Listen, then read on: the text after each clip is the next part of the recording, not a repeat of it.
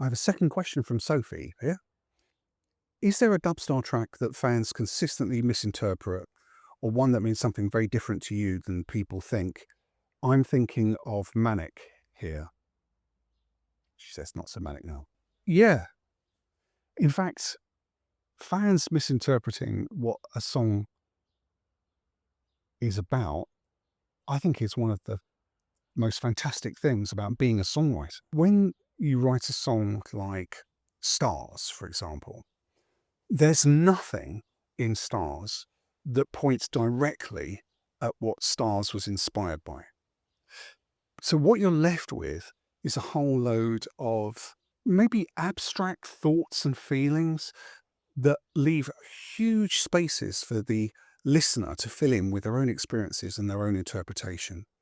It's one of the reasons why it took me, 30 years to really explain, when asked, what Stars was about, because I didn't want to spoil it for other people. Or at least I didn't want to change what other people thought the song was about, because other people's interpretations of a song will always be more vivid and resonate more emotionally with them than the artist's and the writer's original intent. So it happens a lot. And most of the time, I like to leave it that way. Manic, though, I am pretty certain that a journalist had written a review of this song and interpreted the words to be about the, like violent attack on a pensioner. That captured the rest of the journalist's imagination. And so Manic, which seems like quite a sort of jolly, happy song, turns into something really very dark and quite sinister.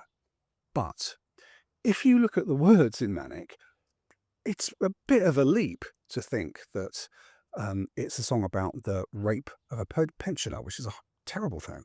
No, in fact, actually, when you look at the words in Manic, you can really see that Manic is two different songs that has been crammed together. And the way you can tell is how the perspective of the lyric changes from a third person kind of uh, omniscient telling of a story to the first person telling you what's going on. I was making myself the usual cup of tea, you know, advantageously took away her pride. It doesn't make sense.